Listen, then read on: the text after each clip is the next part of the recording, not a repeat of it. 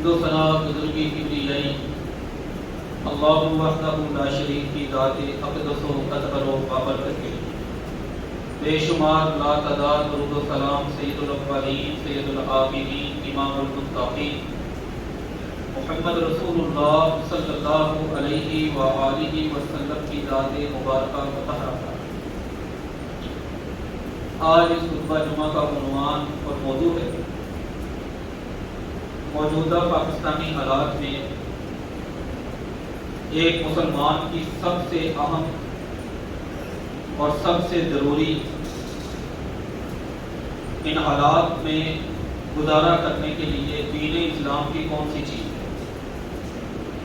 اللہ عز و جل صحیح دلائل کی روشنی میں اس مسئلے کو واضح کرنے کی، سننے کی، سن کر اس پر عمل پیدا ہونے کی ہم سب کو توفیق اور سعادت عطا فرمائے۔ قرآن مجید فرقان حمید میں جو آیت میں نے پڑھی یہ سورہ اعراف کی 96 آیت ہے، 96 نمبر پر۔ اس آیت میں اللہ عز و جل نے جو پیغام ہمیں دیا ہے اس سے میرے اور آپ کے لیے تعلیم اور رہنمائی یہ ہے کہ مسلمان کی زندگی میں سب سے ضروری چیز اپنے گھر کو چلانے کے لیے، اپنی معیشت کو چلانے کے لیے، ایک مسلمان گھرانے کے لیے، ایک فرد کے لیے وہ برکت ہے۔ مسلمان کو برکت کا ٹارگٹ دیا گیا ہے، مسلمان کو برکت کا ہدف دیا گیا ہے۔ آج اس خطبہ جمعہ میں ہم سب سے پہلے نمبر پر برکت کا مفہوم سمجھیں گے حدیث مبارکہ کی روشنی میں، اور اس کے بعد برکت حاصل کرنے کے دین اسلام میں کئی طریقے ہیں، ان میں سے 4 آج اللہ تعالیٰ کے فضل اور توفیق سے آج کی اس خطبہ جمعہ میں سمجھیں۔ برکت کسے کہتے ہیں، برکت کا مفہوم کیا ہے؟ ابو ہریرہ رضی اللہ تعالیٰ عنہ فرماتے ہیں، جامع ترمذی میں یہ حدیث مبارکہ ہے، 3839 نمبر پر ہے، صحیح ابن حبان میں آتی ہے 6542 نمبر پر۔ ابو ہریرہ رضی اللہ تعالیٰ عنہ نے ایک دن اپنے گھر میں بیٹھے ہوئے تھے، ان کے گھر میں کچھ کھجوریں پڑی تھی، انہوں نے تھوڑی سی کھجوریں اپنے دونوں ہاتھوں میں اٹھائیں۔ 2 منٹ کے لیے اگر ہم سوچیں کہ دونوں ہاتھوں میں کتنی کوانٹٹی، کتنی مقدار ہے جو کھجوروں کی آ سکتی ہے، کتنے وزن آ سکتا ہے، زیادہ سے زیادہ آدھا کلو یا آدھا کلو سے کچھ زائد کھجوریں ان کے ہاتھ میں آئی ہوں۔ اسی طرح پکڑا دونوں ہاتھوں میں، رسول اللہ صلی اللہ علیہ وآلہ وسلم کی خدمت میں آئے، کہنے لگے اللہ کے نبی صلی اللہ علیہ وآلہ وسلم ہاتھی تمرات، یہ کھجوریں اخذتہن یا کہا صففتہن من تمرات، کافی کھجوریں گھر میں پڑی تھی، ان میں سے چن کے لے کے آیا۔ ادعوا لی فیہن البرکہ، آپ صرف یہ کریں کہ ان کھجوروں پر اللہ تعالیٰ سے یہ دعا کریں کہ میری ان کھجوروں میں اللہ برکت ڈال دے۔ رسول اللہ صلی اللہ علیہ وآلہ وسلم نے ان کو پکڑا، اپنی طرف کیا، اللہ تعالیٰ سے دعا کرنے کہ یا اللہ ان کھجوروں میں برکت ڈال دے۔ پھر اللہ عز و جل کی برکت اتری۔ یہ نبی صلی اللہ علیہ وآلہ وسلم کا کوئی سن 7 یا 8 ہجری کا واقعہ ہے۔ ابو ہریرہ رضی اللہ تعالیٰ عنہ فرماتے ہیں کہ وہ ہمیشہ میرے پاس رہے، میرے بچوں کو بھوک لگی اور ساتھ نبی صلی اللہ علیہ وآلہ وسلم نے 3 باتیں مجھے کہی۔ پہلی بات کہی کہ وَجْعَلْ فِي الْمِزْوَدِ، ایک تھیلی لے لو، اس میں ان کو ڈال دو۔ دوسری بات یہ کہی کہ اس تھیلی میں کبھی کھول کے اندر نظر نہیں ڈالنا۔ تیسری بات یہ کہی کہ جب بھی ضرورت پڑے ہاتھ ڈال کے جتنی نکلیں وہ نکال کے جو بھی ضرورت ہو استعمال کر لیں۔ وقت گزرتا چلا گیا، کوئی 30-40 سال ایسے ہی گزرے۔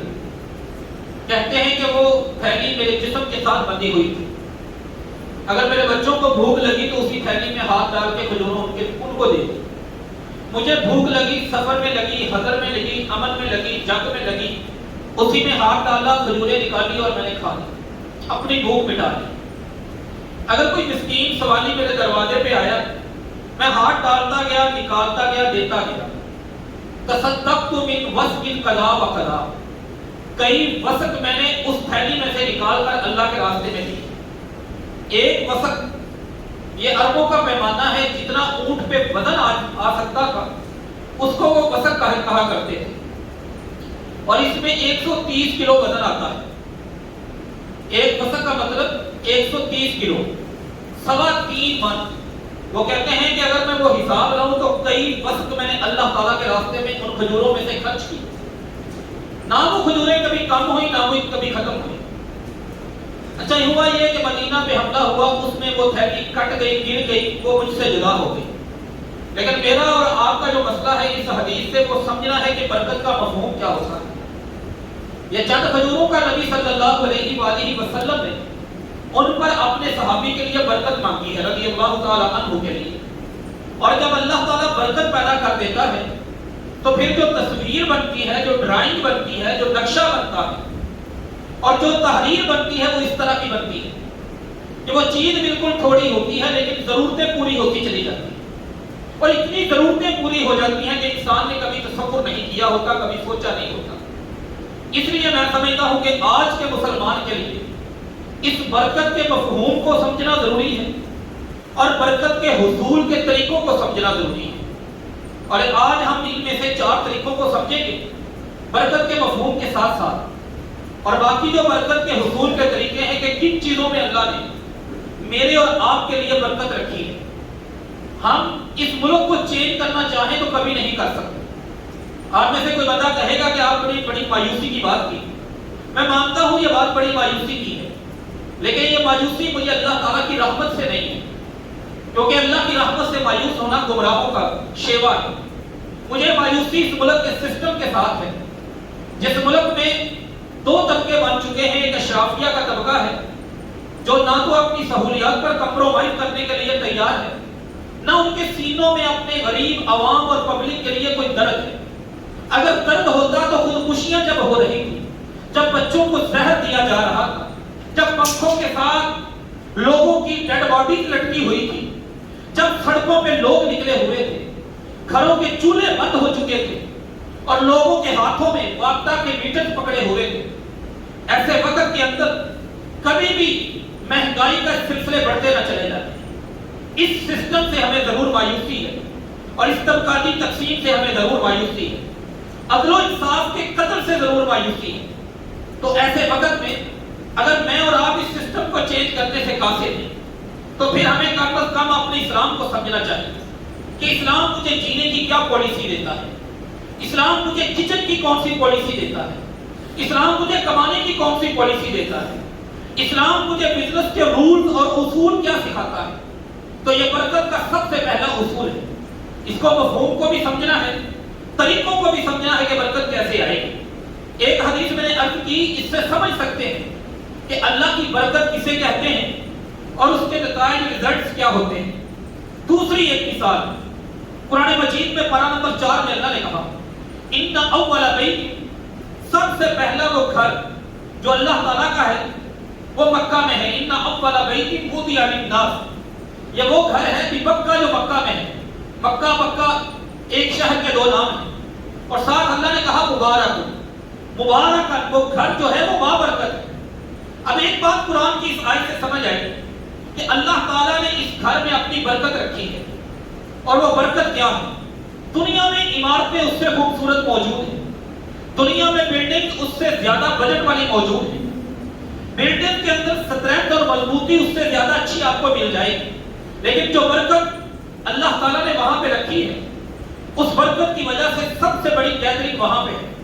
آپ اور میں 10 مرتبہ بھی عمرہ کر کے آ جائیں تب بھی اس دل کی تڑپ اور تمنا ختم نہیں ہوتی اس کعبۃ اللہ کی زیارت کے لیے، اس کعبۃ اللہ کو دیکھنے کے لیے۔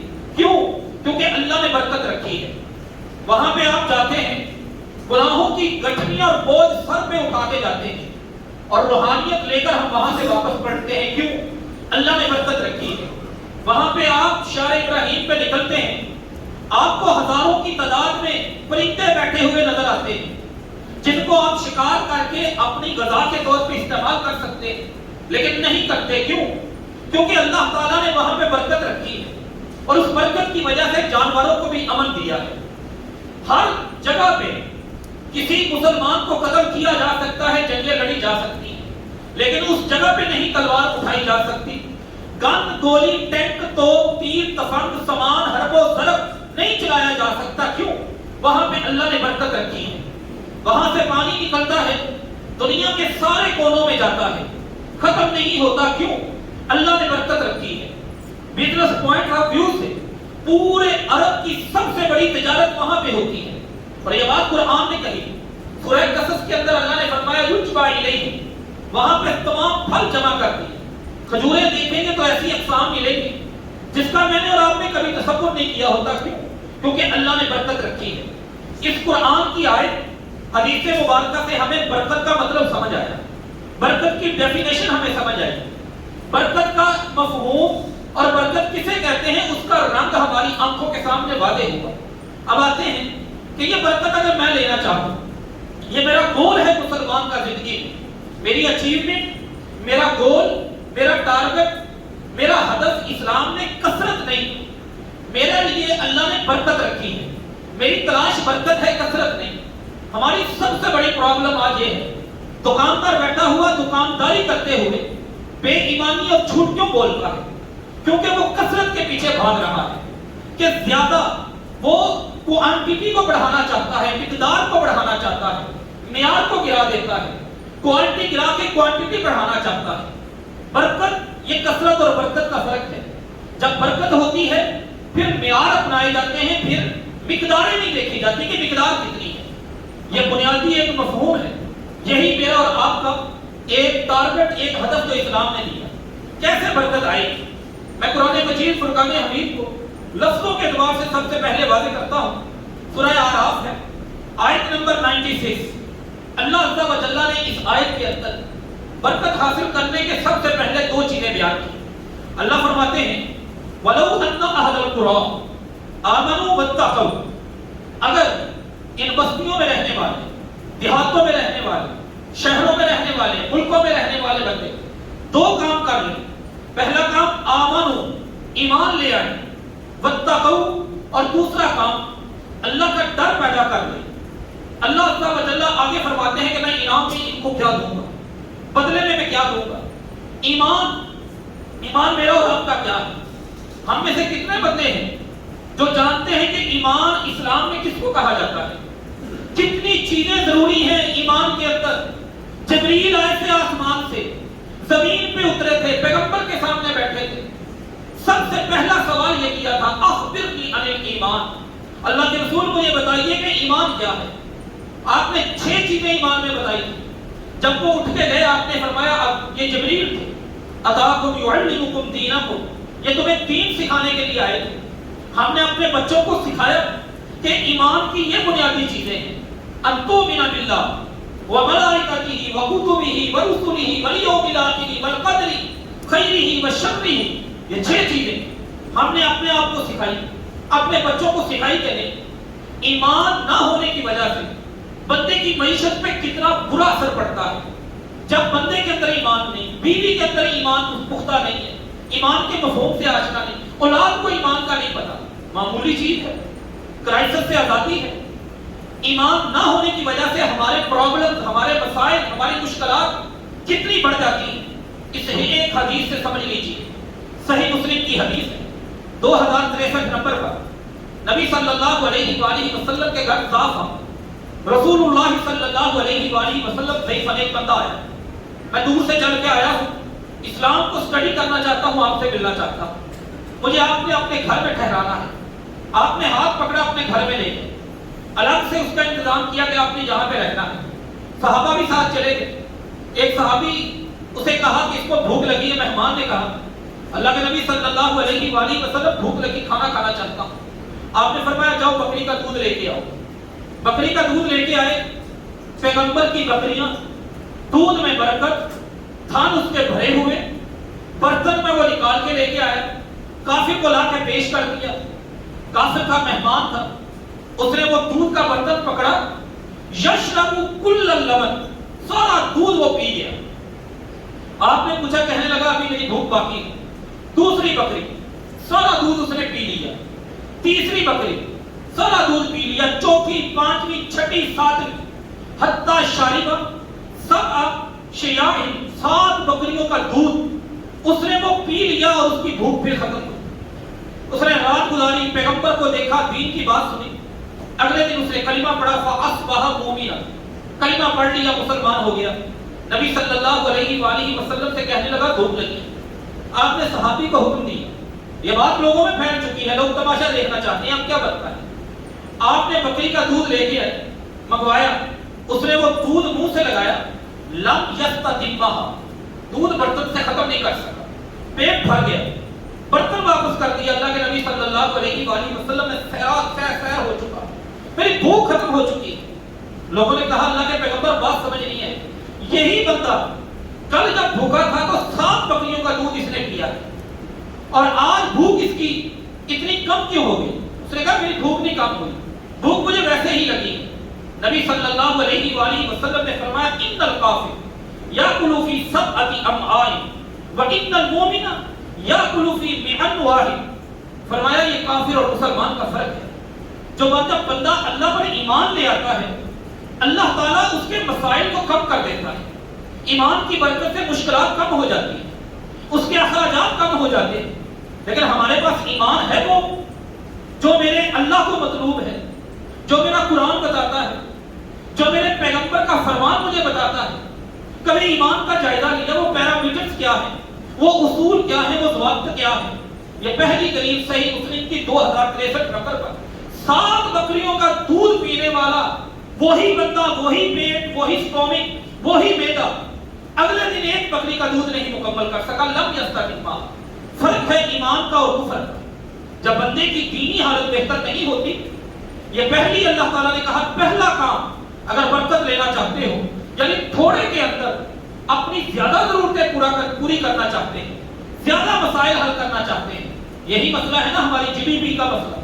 ہماری یہ ہر چیز پر ایک شخص کے اعتبار سے ہماری اکانومی ڈوبتی جا رہی. یہ مسئلہ وہ مسئلہ کیسے حل ہوگا، کیسے بڑھے گی؟ آپ اپنی انکم نہیں بڑھا سکتے، کم از کم جو اللہ نے رزق دیا ہے اس کو بابرکت تو بنا سکتے ہیں. یہ پہلا طریقہ. نمبر 2، اللہ فرماتے ہیں واتقوا، برکت کا دوسرا حاصل برکت کو لانا. گھر میں لے کے آئیں، سیلری میں لے کے آئیں، دکان میں لے کے آئیں، گلے میں لے کے آئیں، اشیاء خرد و نوش میں لے کے آئیں. کیسے لے کے آئیں؟ دوسرا طریقہ فرمایا واتقوا، جو اللہ سے ڈرتے ہیں. اللہ سے ڈر یہ انسان کے اندر برکت لے کے آتا ہے. اللہ کا ڈر کا مطلب کیا ہے؟ یہ والی کیفیت. کیا یہ پاکستان لا الہ الا اللہ کی بنیاد پہ نہیں بنا؟ کیا لا الہ الا اللہ کا نعرہ نہیں لگا تھا کہ ہمیں پاکستان کے لیے؟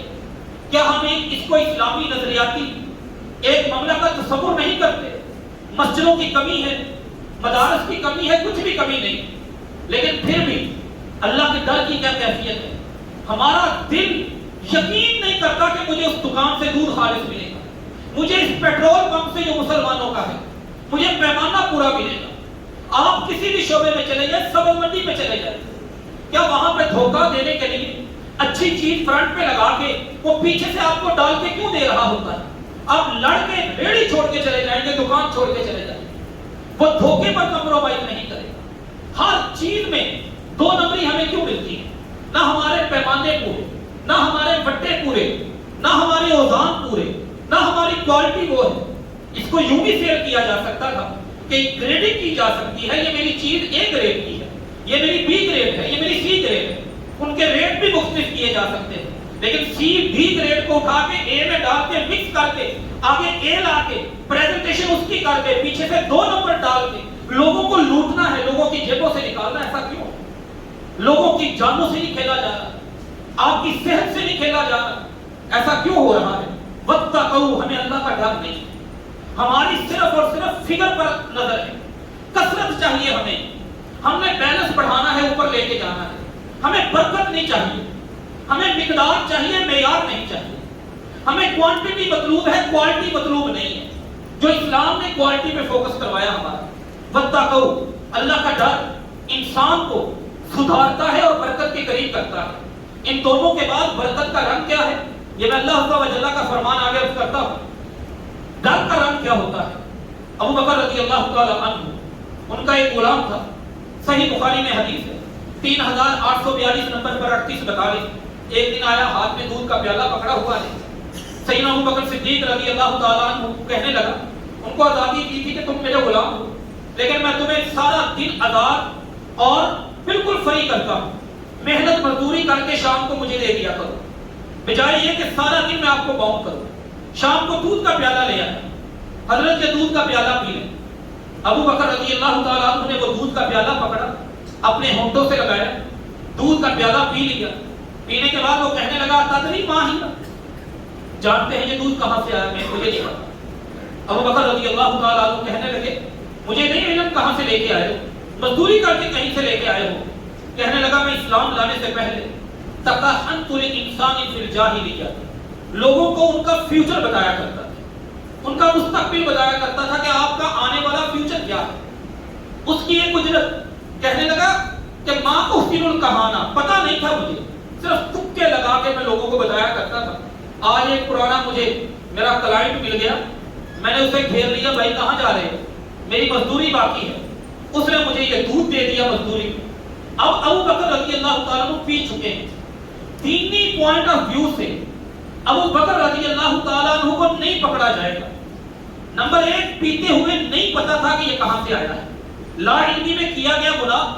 جیسے آپ بھول کر روزے میں کھا پی لیتے ہیں، دین آپ کو معاف کرتا ہے، دین اس میں آپ کو معاف کرتا ہے، لیکن انہوں نے اللہ کے ڈر کی وجہ سے حرام طریقے سے آئی ہوئی چیز، اگرچہ ان کی غلطی نہیں ہے، قصور نہیں ہے، انہوں نے کسی چیز کی کوئی وائلیشن نہیں کی، پھر بھی انہوں نے اپنا یہ ہاتھ سیدھا کیا، انگلی منہ کھول کے حلق میں ڈالی، زور زور سے حلق میں انگلی ڈالتے رہے، طبیعت اپسیٹ ہوئی، ڈسٹرب ہوئی، خراب ہوئی، لیکن قید جب تک آئی نہیں، دودھ کا آخری قطرہ انہوں نے باہر زمین پہ نہیں گرایا، اس وقت تک سکون نہیں۔ جب اللہ کا ڈر ہوتا ہے نا تو پہلا سوال ذہن میں یہ اٹھتا ہے، جو پیٹ میں ڈالنے لگا ہوں یا بچوں کو کھلانے لگا ہوں، حلال ہے یا حرام، اس کا سورس کیا ہے؟ ہمیں یہ فکر ہے۔ اس فکر کا نہ ہونا یہ اس بات کی دلیل ہے کہ اللہ کا ڈر نہیں ہے۔ برکتیں اگر میں اور آپ چاہتے ہیں نا، برکت چاہتے ہیں، جو دین سکھاتا ہے، جب حالات ایسے ہو جائیں، جب معیشت اس طرح کی ڈوبنے لگے، تو پھر برکت کے حصول کے طریقے، یہ پارہ نمبر 9 میں سورہ اعراف آیت نمبر 96، اللہ کہتے ہیں دو چیزیں یہ اپنے اندر پیدا کرو، ایمان اور اپنا اللہ کا ڈر۔ نتیجہ کیا ہے؟ لفتحنا، یہ ایک لفظ بندے کو عربی آتی ہو، عربی کی گرامر آتی ہو، پھر اسے لطف آتا ہے کہ اس ورڈ کی قیمت کیا ہے، اس لفظ کے اندر پاور کیا ہے، اس کی تاثیر کیا ہے۔ لفظوں کے اندر بھی میرے ایک بہت بڑے بہت پیارے ساتھی، انہوں نے ایک بڑا اچھا جملہ کہا کہ ہر لفظ کی ایک پاور، ہر لفظ کی ایک تاثیر، ہر ورڈ کے اندر ایک طاقت ہوتی ہے۔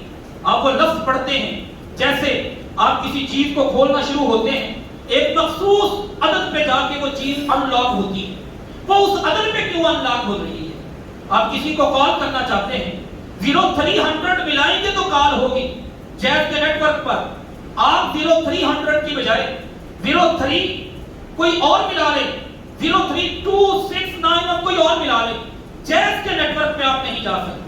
عددوں کی بڑی قیمت ہوتی ہے، لفظوں کے اندر پاور ہوتی ہے۔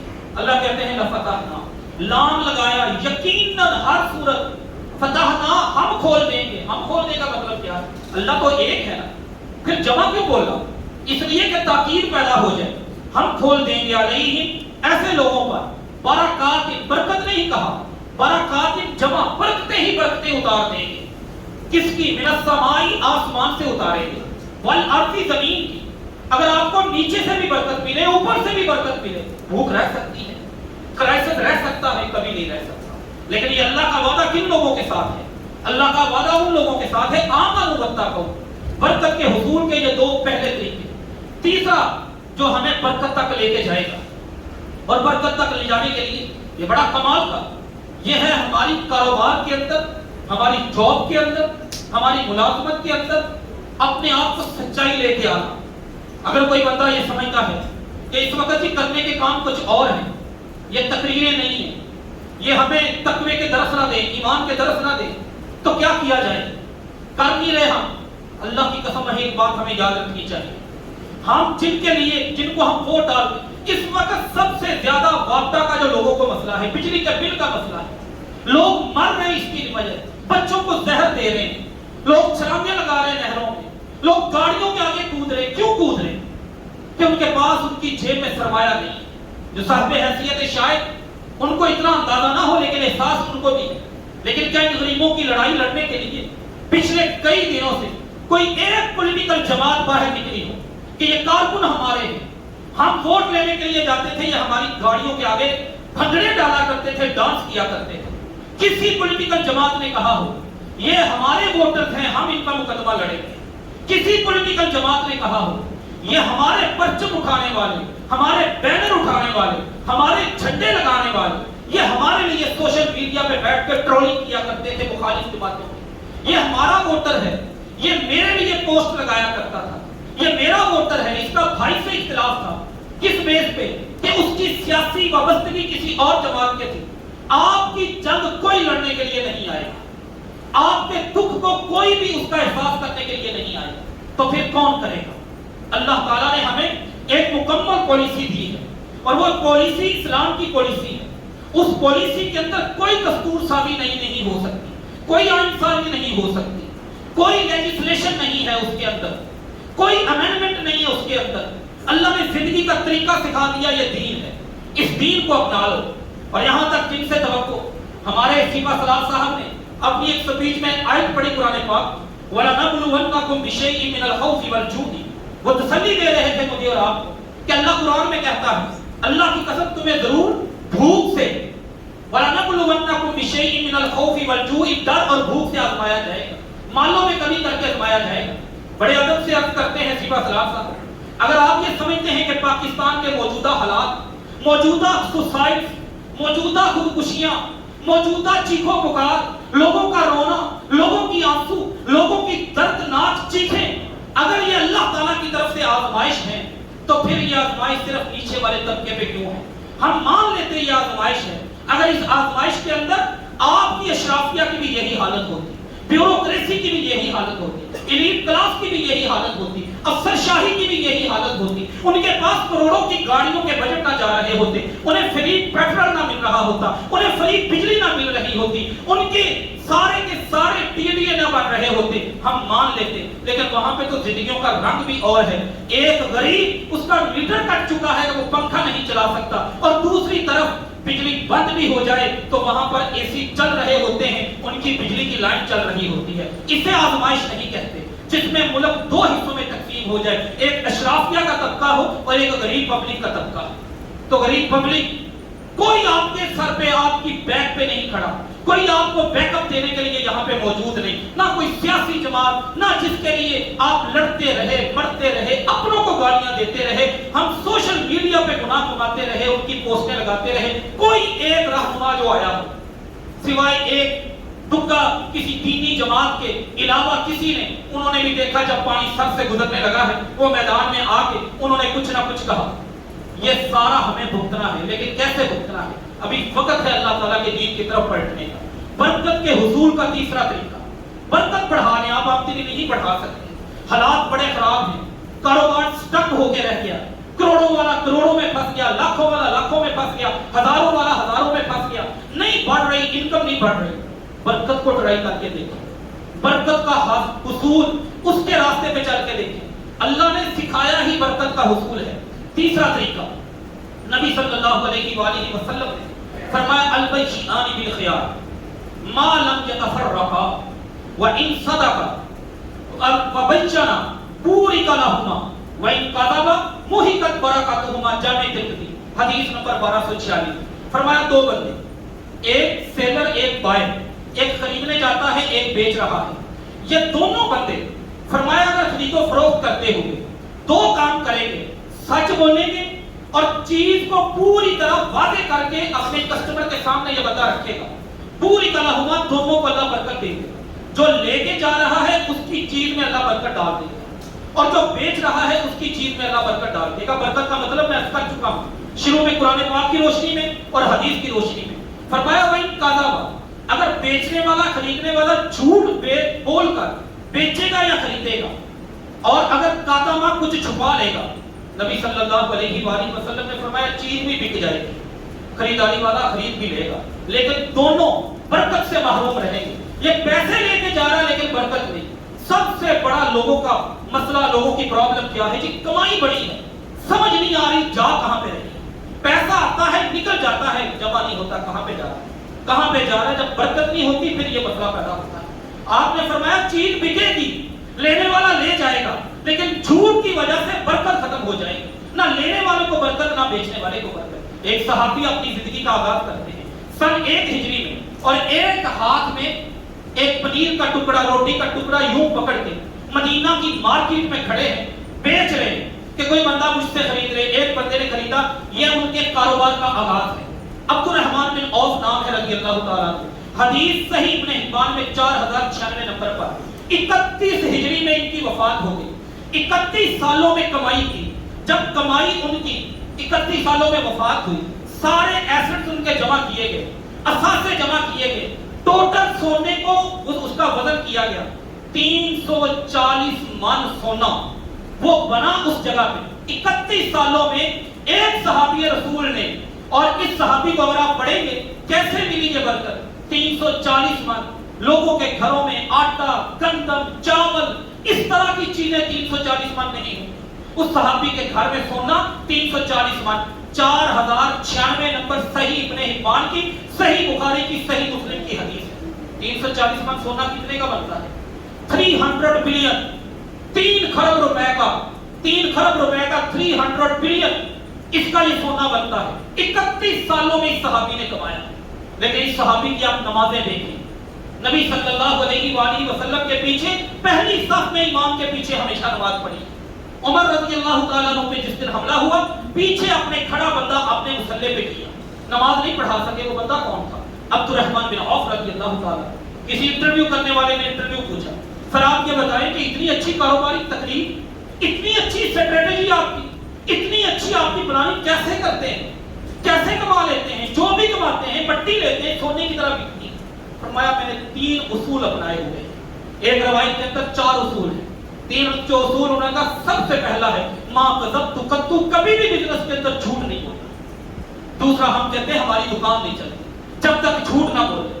آپ چلے جائیں کسی دکان پہ، ایک سبزی کی دکان سے لے کر ایک پیٹرول پمپ تک، آپ کسی ملٹی نیشنل کمپنی کے وہاں پہ بیٹھے ہوئے ڈسٹریبیوٹر تک چلے جائیں، کون سی جگہ ہے یہاں پہ آپ کو ڈر نہ ہو کہ میں ایک مسلمان کے سامنے بیٹھا ہوں، مجھ سے دھوکہ نہیں ہو، مجھ سے فراڈ نہیں ہو؟ کہا میرا 3 اصول، پہلا ما کذبت قط، سیکنڈ اصول یہ ہے ما دلست عیبا، عیب چھپا کے کبھی میں نے چیز نہیں بیچی۔ اور ہم سب سے پہلے عیب والی چیز کو، اس کا عیب چھپاتے پھر اسے سیو کرتے ہیں۔ نمبر 3، جب بھی بکتا ہے اللہ تعالیٰ کے راستے میں کچھ خرچ کرتا ہوں۔ چوتھا، مجھے پروفٹ اچھا ملے تو اچھے میں فروخت کر دیتا ہوں، تھوڑا ملے تو تھوڑے میں فروخت کر دیتا ہوں۔ میں نے پروفٹ کی کوئی ایوریج نہیں رکھی۔ اسلام نے بھی آپ کو آزاد کیا ہے، آپ 100% بھی لے سکتے ہیں، آپ پورے پیسوں میں بھی دے سکتے ہیں، آپ 5% میں بھی دے سکتے ہیں۔ یہ 10% والی لوگوں کی کہانی ہے، اسلام نے اس پہ نہیں فرمایا جو مجھے پروفٹ کی شرح ملے میں اس پہ بیچ دیتا ہوں، یہ چیز نکلے گی نہیں آ جائے گی۔ کیسا اصول ہے؟ 340 من، 300 بلین روپے بنتے ہیں، 3 کھرب روپے بنتے ہیں، اور 3 کھرب روپے 340 من سونے کے نکال لیجئے گا۔ آج کل جو ریٹ چل رہا ہے 2,41,000 ڈالر ریٹ ہے، اس حساب سے بندہ دین کے اوپر عمل کر کے اب اس عبد الرحمن بن عوف رضی اللہ تعالیٰ عنہ کی اس زندگی کو اس حدیث کے ساتھ اٹیچ کرے جو پیغمبر نے فرمایا کہ بیچنے والا سچ بول کے بیچے، بیچنے والا چیز کو ایکسپلین کر دے، واضح کر دے، بھائی یہ فالٹ ہے، یہ نقص ہے، لینا چاہتے ہو تو لے لو، نہیں لینا چاہتے تو چھوڑ کے چلے جاؤ، کیسے برکت نہیں ملے گی؟ فرمایا میرے یہی اصول ہے، ما دلست عیبا، تدلیس نہیں کی کبھی، عیب چھپا کے میں نے چیز کو فروخت نہیں کیا جب سمجھ میں آئے تو لے جائے، نہیں سمجھ آئے تو چھوڑ کے چلے جائے۔ یہ تیسرا اصول ہے۔ چوتھا اصول کیا ہے برکت کے حصول کا؟ نبی صلی اللہ علیہ وآلہ وسلم اپنی چیزوں کا استعمال، اس کے پیرامیٹرز ٹھیک کریں اپنے گھروں کے اندر، کیسے چیزوں کو برتنا ہے، کیسے استعمال لی، آپ نے مارکیٹ سے پرچیز کی، شاپنگ کی، لا کے گھر میں رکھ۔ میں نے عرض کیا یہ اسلام کا سسٹم ہے، یہ اسلام کی پالیسی ہے جو میرے اور آپ کے لیے وضع کر دی گئی۔ اس میں کوئی امینڈمنٹ نہیں ہے، کوئی لیجسلیشن نہیں ہے، کوئی نئی قانون سازی نہیں ہے، کوئی دستور سازی نہیں ہے۔ ہمیں بتا دیا گیا اس طریقے پہ چلو گے۔ یہ حالات صرف ہمارے اوپر پہلی دفعہ نہیں آئے، یہ ہماری غلطی جو ہم سمجھتے ہیں شاید یہ پہلی دفعہ ہے، اور اگر ہمیں اس ملک میں کسی سے توقعات ہیں اللہ کی مخلوق میں سے، تو شاید وہ ہم نے ہر ایک کو ٹرائی کر کے دیکھ لیا، ہر ایک کو ہم نے آزما کے دیکھ لیا۔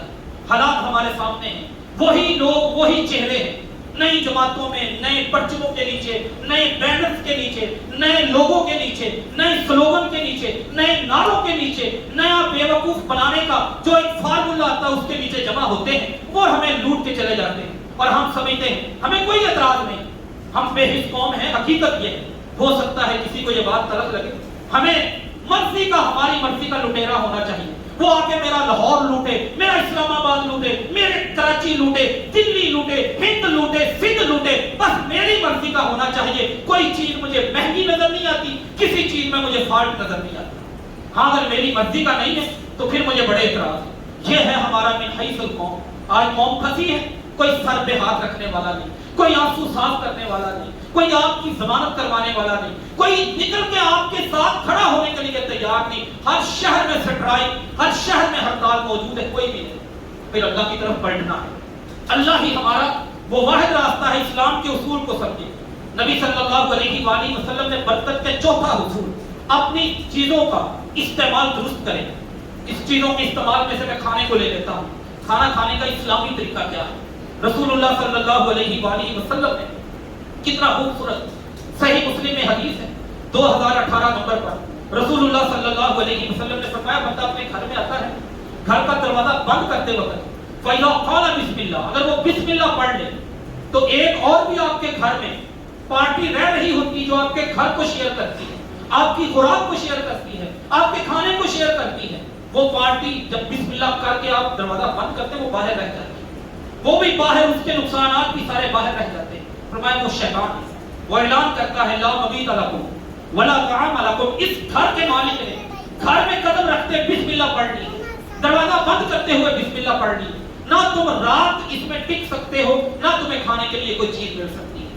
جب شیطان یہ اعلان کر رہا ہے، جس گھر سے شیطان باہر آپ نے نکال دیا، شیطان کی ٹیم باہر نکال دی، وہ اس کے سارے چیلے چمچے وہ آپ نے باہر کر دیے، کتنی پرسکون زندگی ہو جائے، کتنی بیماریوں سے کتنے مضر اثرات۔ نبی صلی اللہ علیہ وآلہ وسلم جابر فرماتے ہیں، حذیفہ فرماتے ہیں رضی اللہ تعالیٰ، فرمایا ہماری ایک روٹین تھی، حضرنا مع نبی صلی اللہ علیہ وسلم، ہم رسول اللہ صلی اللہ علیہ وآلہ وسلم کے ساتھ بیٹھتے کھانا کھانے کے لیے، اس وقت تک کوئی بندہ کھانا نہیں کھاتا تھا۔ صحیح مسلم حدیث نمبر 2017 اور 18، یہ دونوں حدیثیں اس جگہ پہ موجود ہیں، ایک 17 ایک 18۔ فرمایا اس وقت تک کھانا نہیں کھاتے تھے جب تک اللہ کے رسول نہ آ جاتے، آپ بسم اللہ پڑھ کے کھانا کھانے لگتے، پھر ہم کھانا کھانا شروع کرتے۔ ایک دن بیٹھے، اللہ کے رسول بھی بیٹھے، 6 بندے دسترخوان پہ موجود، ایک اچانک بچی آئی جاریہ دوڑتی ہوئی تسعی کأنہا تدفع، ایسے لگا جیسے کوئی زبردستی اس کو لے کے آ رہا ہمارے دسترخوان۔ آتے ہی اس نے وہ روٹی پڑی تھی، اس کا ایک لقمہ توڑا، نبی صلی اللہ علیہ وسلم نے یوں اس کا ہاتھ پکڑا، فرمایا یہیں پہ رکھ دو، اس کو نہیں تم نے چھیڑا۔ اور اس کے بعد ایک اور عربی بدو ان پڑھ سا بندہ وہ دوڑتا ہوا ہے، کاننا ہو یدفع، جیسے کوئی پیچھے سے اس کو دھکا لگا ہے، اس نے آ کے دسترخوان کی چیز اٹھانے کی کوشش کی، رسول اللہ صلی اللہ علیہ وآلہ وسلم نے اس کا ہاتھ بھی پکڑ لیا۔ فرمایا اس کے بعد آپ نے فرمایا والذی نفسی بیدہ، میں محمد تمہیں کہتا ہوں، اس اللہ کی قسم کھا کے کہتا ہوں جس اللہ کے ہاتھ میں نبی محمد صلی اللہ علیہ وآلہ وسلم کی جان ہے، فرمایا ان ید الشیطان، شیطان کا ہاتھ اس وقت ان دونوں ہاتھوں کے ساتھ میری کلائی میں، میرے ہاتھ میں موجود ہے، میں نے پکڑا ہوا ہے۔ شیطان یہ چاہ رہا تھا کہ تمہارے دسترخوان کی برکت چھین کے لے جائے، بسم اللہ پڑھے بغیر اگر کوئی کھانا شروع کر دیتا وہ برکت ختم ہو جاتی۔ میں نے برکت کا مطلب مفہوم عرض کیا کہ برکت کا مطلب کیا ہے، چیز تھوڑی ہے لیکن اس سے گزارا چل رہا ہے، تھوڑی چیز ہے، بچے کو بیماری نہیں لگ رہی، اللہ تعالیٰ نے اسے صحت دے رکھی، یہ برکت ہے۔ آپ کی بیوی ناجائز ڈیمانڈ نہیں کرتی، یہ برکت ہے۔ حادثات سے آپ بچے ہوئے ہیں، یہ برکت کی ایک شکل ہے۔ آپ کو کسی جگہ پہ پھٹیک نہیں پڑ رہی، یہ برکت کی ایک شکل ہے۔ آپ کا کاروبار، آپ کی گاڑی محفوظ ہے، یہ برکت کی ایک شکل ہے۔ آپ کی کسی کے ساتھ لڑائی، مقدمہ، کیس، عدالت، کورٹ، کچہری نہیں آپ کو کسی کا سامنا، یہ برکت کی ایک شکل ہے۔ اللہ کن شکلوں میں برکتیں اتارتا ہے، شرط یہ ہے کہ ہم دین کے مطابق۔ فرمایا دونوں کے ہاتھ، تیسرا ہاتھ شیطان کا میں نے پکڑا ہوا ہے۔ شیطان نے پہلی try, first attempt, second attempt اس کی کیا تھی کہ وہ تمہارے کھانے کی برکت چھیننا چاہتا تھا کہ یہ بسم اللہ پڑھے بغیر لقمہ اٹھا لے۔ کبھی آپ نے اپنے گھر میں اس چیز کو کوشش کی ٹرائی کرنے کی کہ بچوں کو یہ بٹھایا جائے بیٹا بسم اللہ کے بغیر کھانا شروع نہیں کرنا؟ یہ برکت کے ہم نے 3 طریقے آج پڑھے ہیں۔ گھروں میں جب کمائیاں کم ہو جائیں تو برکت کیسے لینی ہے اور برکت کی اہمیت کیا ہے، برکت کی شکل کیا ہے، باقی جو طریقے برکت کے حصول کے وہ آئندہ جمعے میں انشاءاللہ ہم سنیں گے. اللہ سے دعا ہے جو کچھ سنا ہے اس پر عمل پیدا ہونے کی توفیق عطا فرمائے. وما علینا الا البلاغ المبین.